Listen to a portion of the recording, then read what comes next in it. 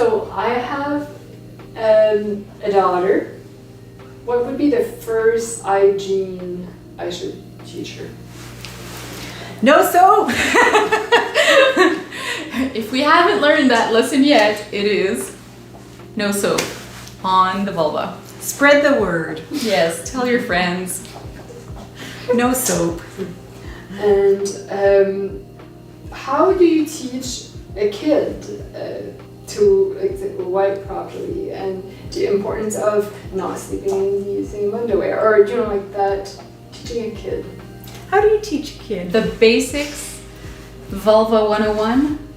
I agree. So regular washing with just water and your hand. Changing your cotton underwear daily for sure.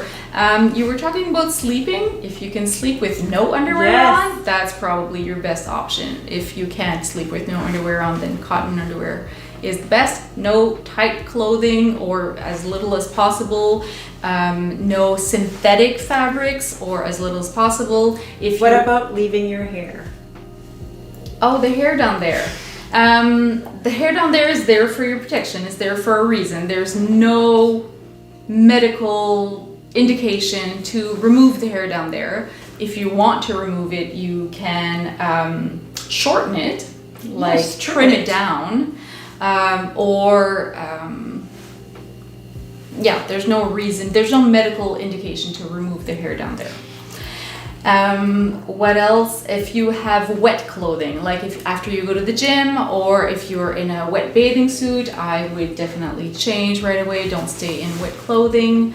No perfumes, lotions, potions. Glitter? No glitter. What? Why? No glitter. And be very careful with what products you do choose, like the lubricant you use. Should it be flavorless and colorless and as gentle as possible? If you don't know what to choose, we can help you with that too. So wiping for a person with a vulva should be from front to back, as to not bring the harmful bacteria from the colon back into the vagina or the urethra. That is a recipe for a bacterial vaginosis or a urinary tract infection. So we always wipe from front to back. And what about the kids that have like dirty hands all over the place and then like explore with them? But you can't stop exploration. That's nice and healthy, but if you could wash your hands beforehand, it would be a good idea. And never inserting anything in the back and then going with that same object in the front. So what happens when you do that?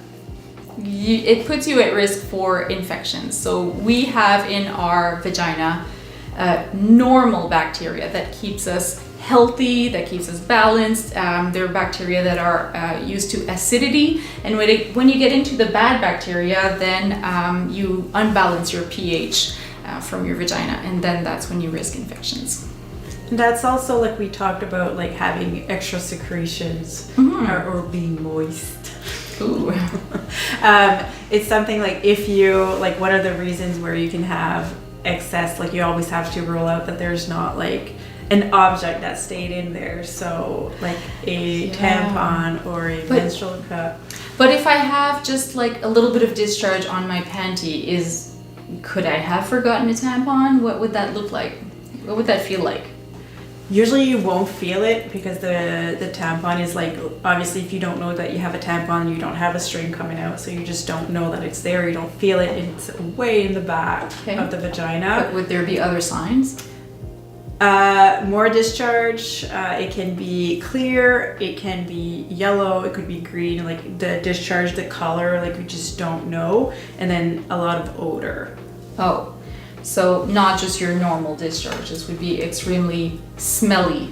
Smelly, and all, like again, the color can be from like a watery, excessive water discharge, like clear, to yellow, to green, to brown. Okay. And have odor. Extremely smelly, abundant discharge. That is not your usual. Mm-hmm.